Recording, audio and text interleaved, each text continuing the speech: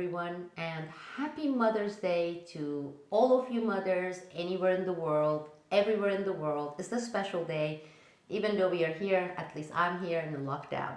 I was not planning to do this video. This video was prompted by a comment, a message, a response posted in response to what I had posted on Twitter. And since this was not the first time, I decided to address it publicly because I have received comments like that, snappy comments like that from other people as well.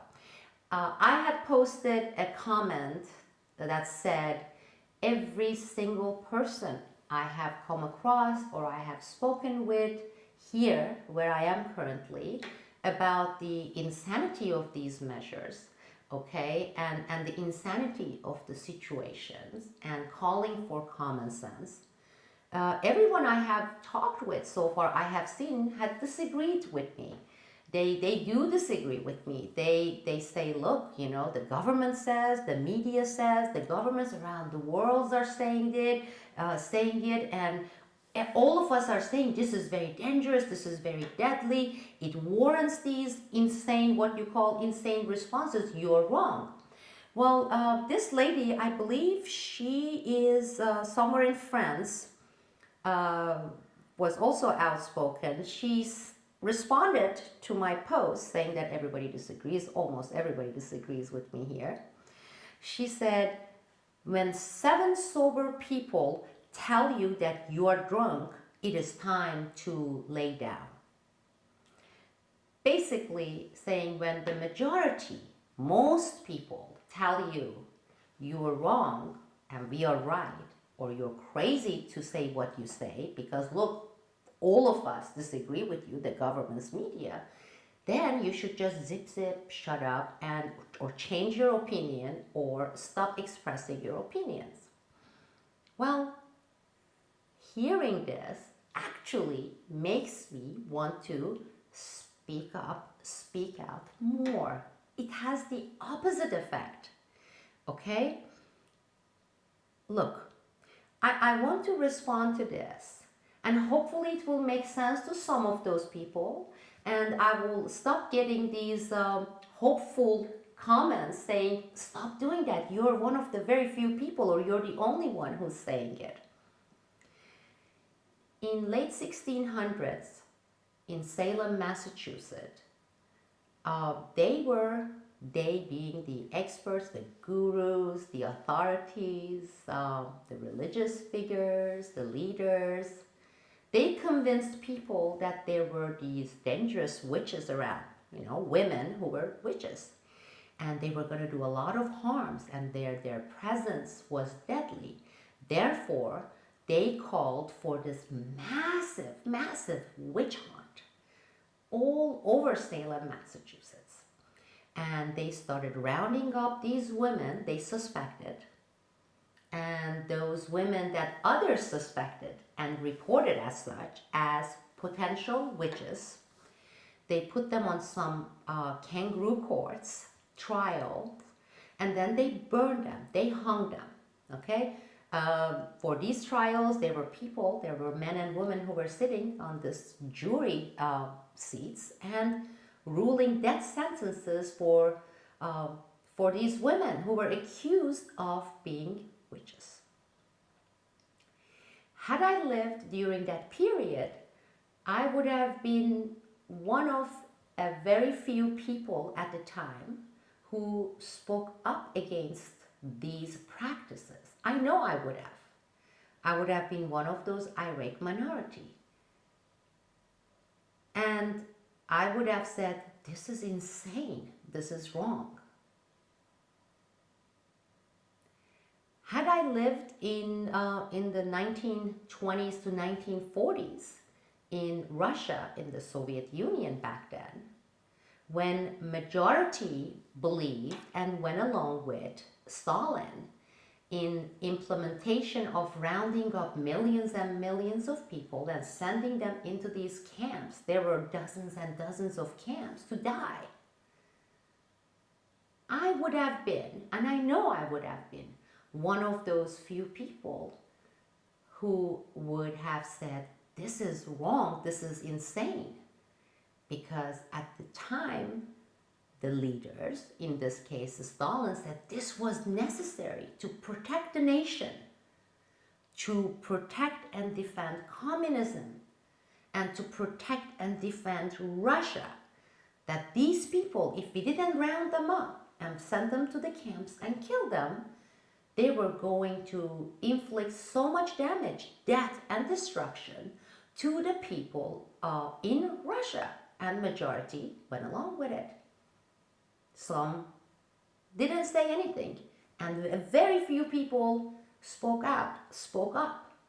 I am sure they were told the same thing as these people, including this lady, told me, saying, hey, we are all here supporting, believing that this is right.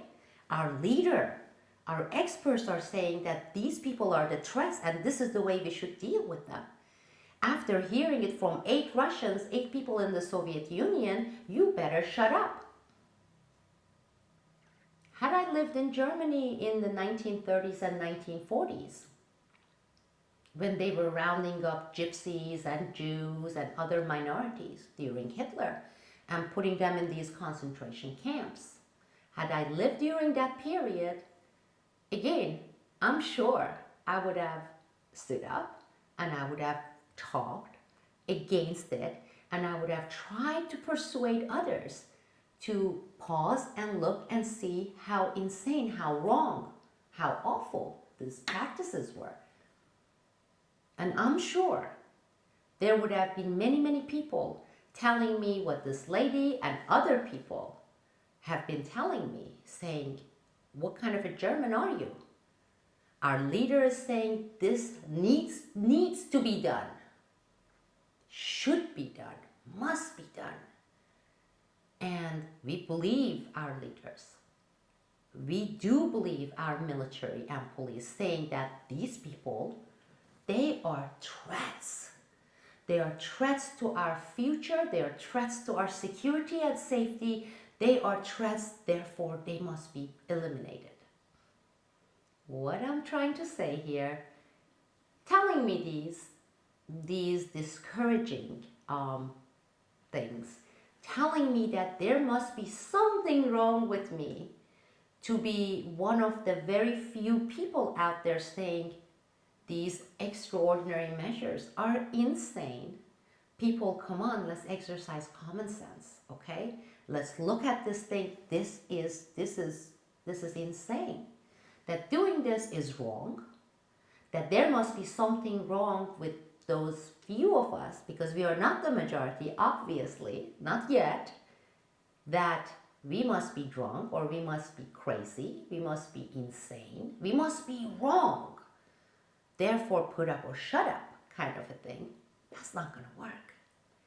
You know, in the whole history of mankind and womankind, okay, mothers, let me be politically correct.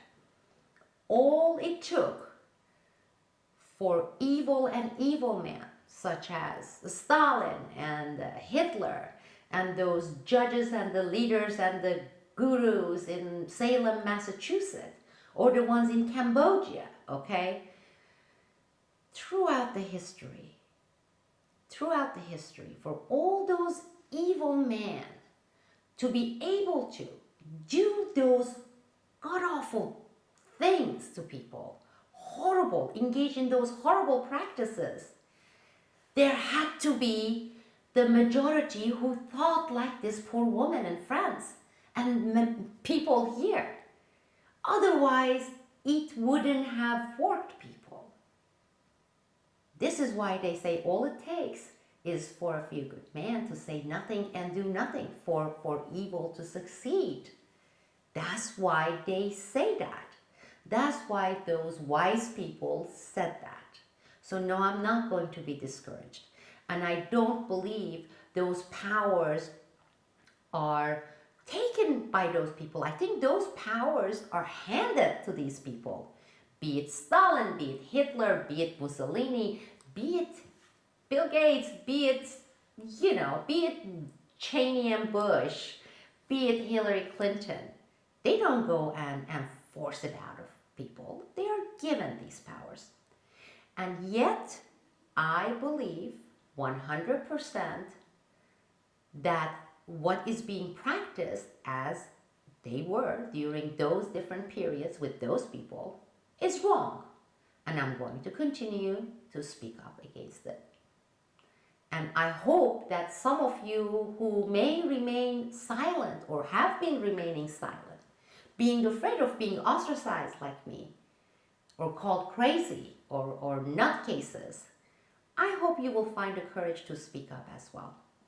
Because all it takes for the evil to succeed is for us to say nothing and go along with it. Thank you all. This is Isabel Edmonds, and see you soon.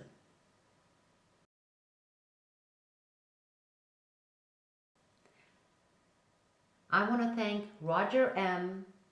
for his backing, becoming patron at my Patreon site. Currently, I have 13 patrons there on Patreon. I want to thank every single one of you for your support, whether it's $1 or $2 or 50 cents or whatever you can, if you wish, if you want to support these video series that I just started producing. Please do so, and thank you very much. I'm grateful. Peace.